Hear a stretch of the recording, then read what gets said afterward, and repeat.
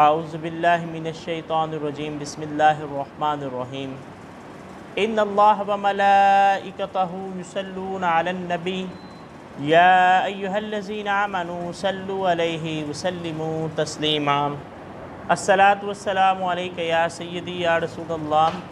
وعلی آلک واصحابک یا حبیب اللہ الصلاۃ والسلام علیک یا نبی اللہ وعلی آلک واصحابک یا رحمۃ للعالمین۔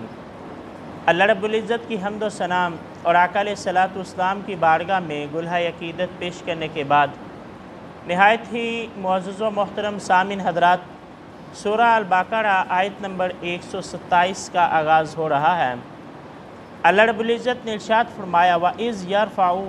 اور جب اٹھاتے ہیں ابراہیم القواعدہ، ابراہیم بنیادیں اٹھاتے ہیں من البیت، خانہ کعبہ کی۔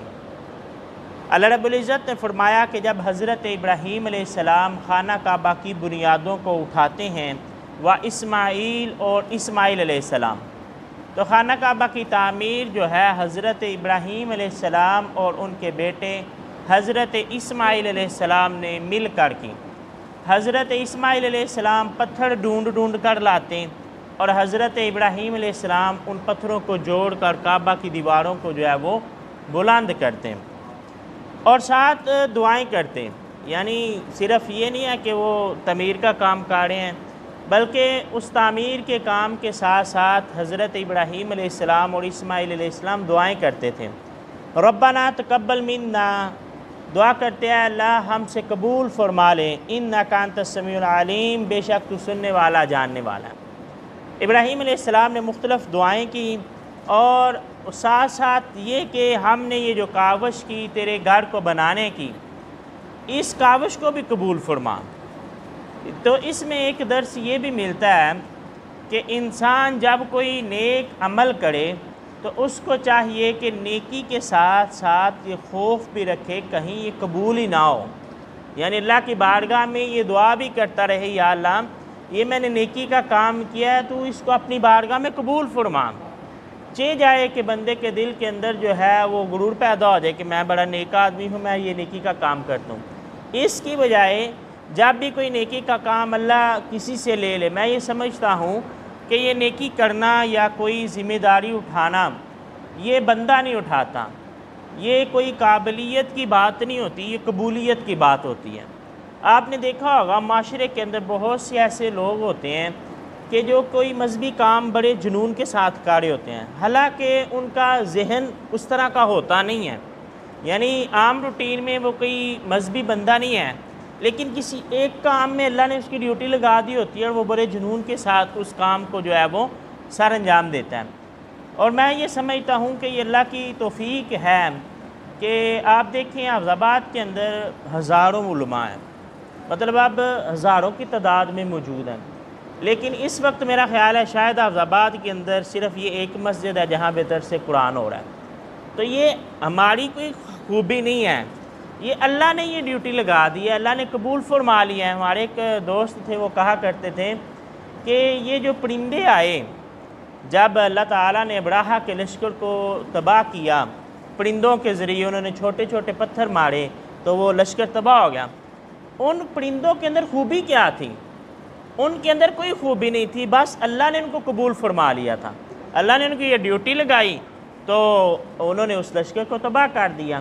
تو آپ کی مسجد کے اندر کتنے ہی لوگ آتی ہیں نماز پڑھنے کے لیے، محلے کے اندر کتنے ہی لوگ آباد ہیں، لیکن یہ کہ درس قرآن میں آپ نے شرکت کرنی ہے، اللہ نے آپ کو قبول فرما لیا۔ تو میں یہ سمجھتا ہوں یہ انسان کی اس میں کوئی بڑاپن نہیں ہے، کوئی کاوش نہیں ہے، یہ اللہ کی توفیق ہے، جس کو اللہ چاہے توفیق عطا فرماتا ہے، جس کو قبول فرما لے پھر وہ دین کی راہ میں چلنا شروع ہو جاتا ہے۔ تو میں یہ عرض کر رہا تھا کہ اسماعیل علیہ السلام اور ابراہیم علیہ السلام اللہ کے گھر کی تعمیر کرتے ہیں اور ساتھ ساتھ دعائیں بھی کرتے ہیں کہ ربنا تقبل منا، اے اللہ ہم سے قبول بھی فرما لیں، صرف ہم کوشش ہی نہ کرتے رہیں بلکہ اس کو قبولیت کے مقام پر بھی پہنچا، انک انت السمیع العلیم، بے شک تو سننے والا جاننے والا ہے۔ ربنا، اے ہمارے رب، وجعلنا، تو ہم کو بنا مسلمین، مسلمان بنا اللہ کا تیرے لیے۔ اب یہاں پر وہ بحث جو اس دن یعقوب صاحب سے ڈسکس ہوئی کہ ایک لمبی بحث ہے معاشرے کے اندر کہ مومن افضل ہے یا مسلمان افضل ہے۔ تو اشفاق صاحب نے جو کہا، انہوں نے کہا جی مومن افضل ہے کیونکہ مومن وہ ہے جو اللہ کی مانتا ہے، مسلمان وہ جو اللہ کو مانتا ہے، مومن وہ جو اللہ کی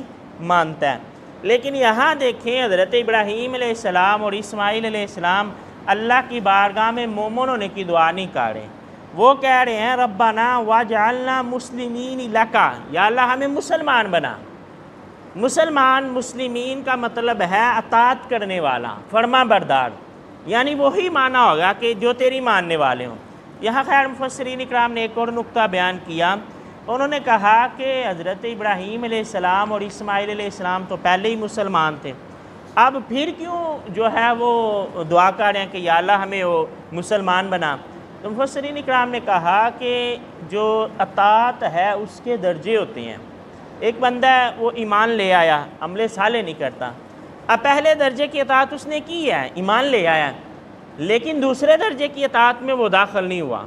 تو اللہ کے انبیاء علیہ السلام جو ہیں وہ تو یقیناً ایمان والے بھی ہوتے ہیں اور عمل صالح والے بھی ہوتے ہیں، لیکن اس کے آگے ہے اس میں ترقی کرنا، یعنی اطاعت کے اندر پختگی آ جانا۔ اور دوسری بات میں نے عرض کیا تھا کہ قرآن تو اسلوب ہے، بسا اوقات جو ہے خطاب ایک شخص سے ہوتا ہے، مراد امت ہوتی ہے۔